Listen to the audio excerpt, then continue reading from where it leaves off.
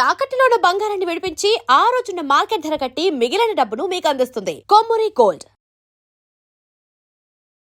నమస్తే, welcome to Magna TV. నేను అనిత. ఈరోజు మనతో పాటు ఉన్నారు ఫెడికస్ హోమియోపతి డాక్టర్ తేజస్వి గారు. మ్యామ్ నమస్తే. నమస్తే. మ్యామ్, ఇప్పుడు హోమియోపతి అలోపతి అని మనం వింటుంటాం. సో రెండు డిఫరెన్స్ ఏంటి? అవి రెండు కలిపి మెడిసిన్ యూజ్ చేయొచ్చా?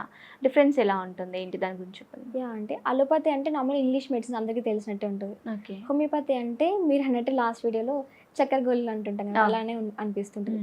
హోమియోపతి ఒక న్యాచురల్ మెడిసిన్ అనమాట. అలోపతి అనేది డిఫరెంట్ మెడిసిన్స్తో తయారవుతూ ఉంటాయి. ఓకే.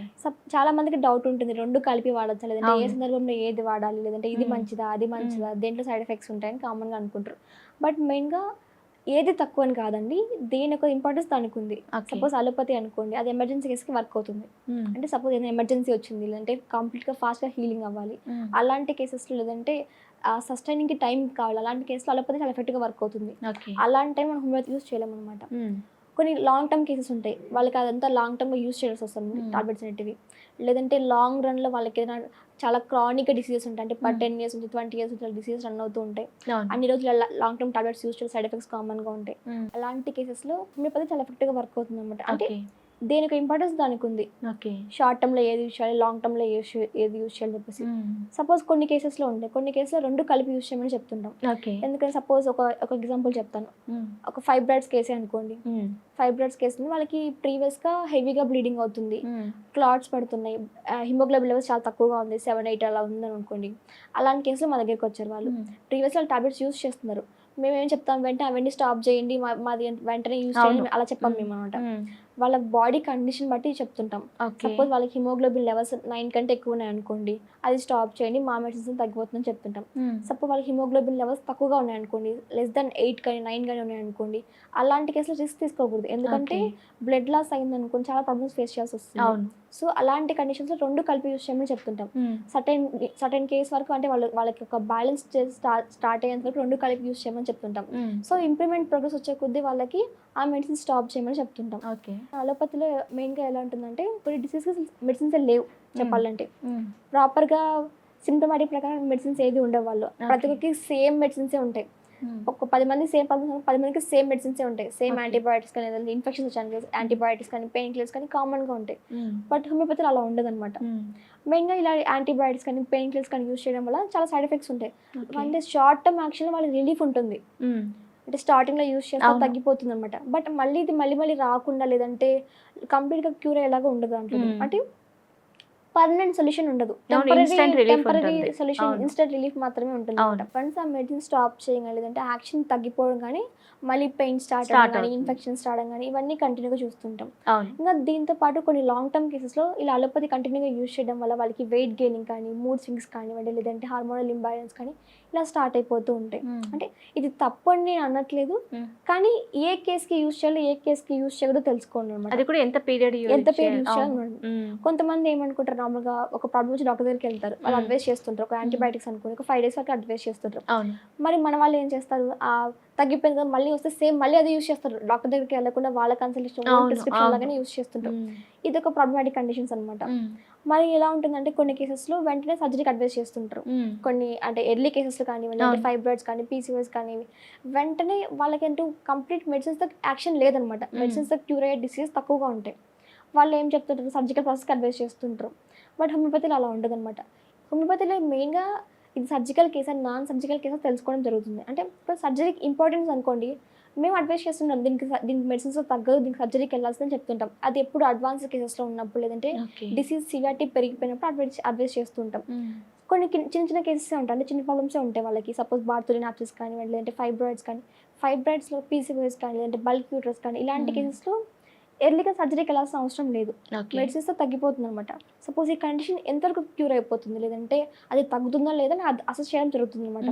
సపోజ్ ఈ ఫైబ్రాయిడ్స్ కేసే అనుకోండి, ఆ ఫైబ్రాయిడ్స్లో less than 5 centimeters ఉన్నాయనుకోండి, వాళ్ళకి ఈజీగా తగ్గిపోతాయి ఫైబ్రాయిడ్స్ అనేటివి. అంటే ఒక within 6 months to 1 year వరకు మెడిసిన్స్ తీసుకున్నారు అనుకోండి, వాళ్ళకి సర్జరీ వరకు వెళ్ళకుండా న్యాచురల్గా మెడిసిన్స్తో ట్రీట్మెంట్ ఉంటుంది వాళ్ళకి.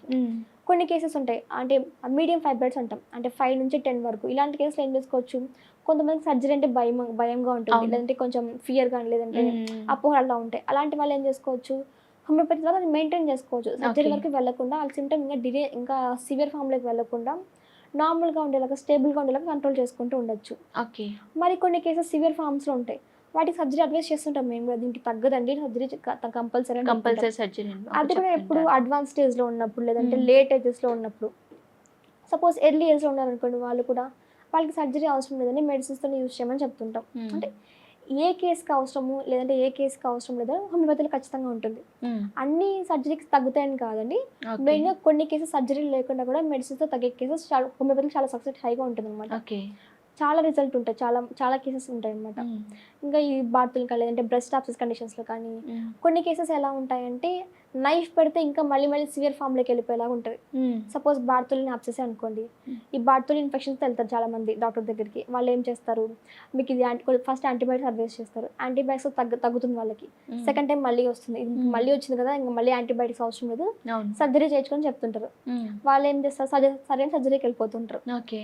మళ్ళీ నెక్స్ట్ ఏమవుతుంది, ఫస్ట్ టైం రైట్ వచ్చింది, నెక్స్ట్ టైం లెఫ్ట్ సైడ్ వస్తుంది అనమాట. మళ్ళీ వాళ్ళకి అక్కడ ట్రీట్మెంట్ ఎక్కడ జరిగింది, అక్కడ లేదు కదా. అవును. సో ఇలాంటి కండిషన్స్లో కూడా సర్జరీ వరకు వెళ్ళకుండా న్యాచురల్గానే మెడిసిన్స్ తీసుకుని మన హోమియోపతిలో ఉంది. ఖచ్చితంగా ఉందండి. ఓకే. ఇంకా ఇవనే కాదు, హార్మోనల్ ఇంబ్యాలెన్స్ టాబ్లెట్స్ కానివ్వండి, చాలా మంది బర్త్ కంట్రోల్ పిల్స్ యూస్ చేస్తుంటారు. వాళ్ళకి ఏమవుతుంది, కంటిన్యూగా యూస్ చేసిన వన్ సడన్గా స్టాప్ చేస్తుంటారు. సడన్గా స్టాప్ చేశాక కొంతమందికి ఎలా ఉంటుంది, వితిన్ 2 to 3 monthsలో బాడీ మళ్ళీ న్యాచురల్గా రీగెయిన్ అయిపోతూ ఉంటుంది. బట్ కొంతమందికి అలా అవ్వదు, ఎందుకంటే లాంగ్ టర్మ్గా యూస్ చేసిన సైడ్ ఎఫెక్ట్స్ కామన్గా ఉంటాయి. వాళ్ళకి మళ్ళీ పీరియడ్ సరిగ్గా రాకపోవడం, లేదంటే మళ్ళీ పీసీఓఎస్ స్టార్ట్ అవ్వడం, లేదంటే గర్భాశయం వీక్ అయిపోవడం, హార్మోనల్ ఇంబ్యాలెన్స్ అలా స్టార్ట్ అయిపోతూ ఉంటుంది. అలాంటి కండిషన్స్లో కూడా హోమియోపతి యూస్ చేయొచ్చు అనమాట. వాళ్ళకి మళ్ళీ బాడీ స్ట్రెంథనింగ్ అయ్యేలాగా, రీగైనింగ్ కెపాసిటీ ఇంప్రూవ్ అయ్యేలా చేసుకోవచ్చు. ఓకే. ఇంకా కొంతమందికి ఫ్రీక్వెంట్గా ఇమ్యూనిటీ తగ్గిపోతుందని చెప్తుంటారు. అంటే ఈజీగా డిసీజెస్ రావడం కానీ, లేదంటే దేనికైనా ఈజీగా ఇన్ఫెక్షన్స్ రావడం, ఇలాంటి కామన్ టెండెన్సీ ఉంటుంది వాళ్ళు. అలాంటి టెండెన్సీ మనం తగ్గించుకోవచ్చు హోమియోపతి ద్వారా కూడా. ఓకే. ఇంకా కొన్ని డిసీజెస్ ఫ్యామిలీతో పాటు రన్ అయిపోతూ ఉంటాయి. అవును. ఈ ఫ్యామిలీతో రన్ అయ్యేదానికి అల్లోపతి ఎలాంటి ట్రీట్మెంట్ లేదనమాట. బట్ హోమియోపతి ద్వారా మనం స్టాప్ చేసుకోవచ్చు. అంటే ఆ టెండెన్సీ ఈజీగా ట్రిగ్గర్ అవ్వకుండా, లేదంటే అక్కడికి వరకు స్టాప్ అయ్యేలా మనం చూసుకోవచ్చు. ఇప్పుడు కొన్ని డిసీజెస్ జెనెటిక్స్ వల్ల వస్తుంటాయి కదా, అది రిజాల్వ్ అవుతుందంటారు? జెనెటిక్స్ పరంగా మనం ఏం చేయలేమండి, జెనెటిక్స్ రిజాల్వ్ అయ్యేటి మనం ఏం చేయలేము. ఎందుకంటే అది జీన్స్ బై బర్తే ఇన్బిల్ట్తో వచ్చేస్తుంటాయి. బట్ మనం ఏం చేయొచ్చు అంటే ఆ సివియారిటీని తగ్గించుకోవచ్చు. సివియారిటీని కానీ, లేదంటే ఆ రికరెన్స్ సోర్స్ కానీ ఇవి తగ్గించుకోవచ్చు. ఓకే మ్యామ్, ఇప్పుడు అలోపతి యూజ్ చేసుకుంటా అంటే కొన్ని కేసెస్కి, అంటే ఎమర్జెన్సీ కేసెస్ మనం డిస్కస్ చేసినట్టు కొన్ని కేసెస్కి మనం అలోపతి యూజ్ చేస్తూ స్టాప్ చేసిన తర్వాత మళ్ళీ హోమియోపతి స్టార్ట్ చేస్తారు, అంటే లైక్ మెయింటైన్ అవ్వడానికి. హోమియోపతి స్టార్ట్ చేసినాక మళ్ళీ వాళ్ళకి సివియర్ ప్రాబ్లమ్స్ ఏం ప్రీవియస్గా ఉన్నట్టే మళ్ళీ రొటేట్ అయింది అనుకోని, అప్పుడు మళ్ళీ అలోపతికి వెళ్ళొచ్చు? అలా ఏమి ఉండదండి. నార్మల్గా ఎప్పుడు అలోపతి యూజ్ చేయమంటే ఫస్ట్ వాళ్ళు ఆల్రెడీ స్టార్ట్ చేశారనుకోండి, ఆ కోర్స్ కంటిన్యూ చేయమని చెప్తుంటాం. లేదు స్టార్ట్ చేయలేదు, ఫస్ట్ మా దగ్గరికి వచ్చారనుకోండి, అప్పుడు ఇంకా బెటర్, అది ఇంకా స్టార్ట్ చేయాల్సిన అవసరం లేదు, మా మెడిసిన్స్ కంటిన్యూ చేయమని చెప్తుంటాం. ఇన్ కేస్ సివియర్గా ఉంటే తప్ప అడ్వైస్ చేయమన్నమాట. ఓకే. ఇప్పుడు అలోపతిలో ఎట్లుంటుందంటే లైక్ ఒక కిడ్కి లైక్ మనం యాంటీబయాటిక్ ఇచ్చాము, అది తను 7 days యూజ్ చేయమన్నారు, మనం 4 to 5 days యూజ్ చేసిన తర్వాత కూడా మళ్ళీ అంటే డిసీజ్ తగ్గిపోయింది ఇంకా అవసరం లేదు అని స్కిప్ చేస్తాం. హోమియోపతిలో కూడా మీరు ఇచ్చే ట్రీట్మెంట్ అంటే ఇంత లాంగ్ రన్ కంపల్సరీ యూజ్ చేయాలి అని ఉంటుందా, లేదు అంటే అది డిసీజ్ ఏదైతే ఉంటుందో అది కంప్లీట్ అయినాక మానేయచ్చా బిఫోర్ కానీ? అలా ఏముండదండి, నార్మల్గా ఒక కోర్స్ కంప్లీట్ చేయడం ఇంపార్టెంట్. హోమియోపతి కానీ ఒక కోర్స్ ఉంది ఇంపార్టెంట్ అనమాట. సపోజ్ చాలా మంది ఇక్కడే తప్పు చేస్తుంటారు, వెంటనే ఒక 1 week కోర్స్ ఇచ్చామనుకోండి, 1 week లో ఒక 3 days రిలీఫ్ వచ్చింది, నెక్స్ట్ 4 days యూజ్ చేయరు, చాలా అవసరం లేదంటే కామ్ అయిపోతారు. బట్ అలా చేయడం మంచిది కాదనమాట, ఎందుకంటే ఆ సిమ్టమ్స్ మాత్రం తగ్గినాయి, అక్కడ ప్రాబ్లం ఇంకా తగ్గలేదు అనమాట, లోపల ఇంకా ప్రాబ్లం ఉంది. అంటే ఆ యాక్షన్ వరకు కంప్లీట్ చేస్తేనే అది మొత్తం టోటల్ గా హీల్ అవుతుంది అనమాట. సో అందుకని ఆ డ్యూరేషన్ ఆఫ్ యాక్షన్ ఇంపార్టెంట్ ఇక్కడ. ఒక 7 days కానీ 15 days కానీ వెళ్ళాలంటే 1 month కానీ చెప్పామనుకోండి, ఆ కోర్స్ కంప్లీట్ చేయడం ఇంపార్టెంట్ ఫస్ట్. సో చాలా మంది అయితే అట్లే చేస్తారు కదా madam, most of the people అయితే ఆల్మోస్ట్ అంతే, డిసీజ్ తగ్గింది ఇంకా అవసరమా ఎందుకు యూజ్ చేయడం అని చెప్పి స్కిప్ చేస్తుంటారు. సో మళ్ళీ అది మెల్లిమెల్లిగా మళ్ళీ ఇంక్రీజ్ అవుతూ ఉంటుంది. ఓకే, అందుకనే ఆ కోర్స్ కంప్లీట్ చేయడం ఇంపార్టెంట్ అనమాట. ఒక 1 month కానీ 3 months కానీ లేదంటే 6 months వరకు టైం పడే కేసెస్ ఉంటాయి. అలాంటి కేసెస్లో వితౌట్ స్కిప్పింగ్ తో మెడిసిన్స్ తీసుకోవడం మంచిది. Okay thank you so much ma'am. హోమియోపతికి అలోపతికి ఉన్న డిఫరెన్స్ ఏంటి, ఇన్ కేస్ అవి ఎలా మెయింటైన్ చేయాలి, ఎలా యూజ్ చేయాలని చక్కగా చెప్పారు. Thank you so much.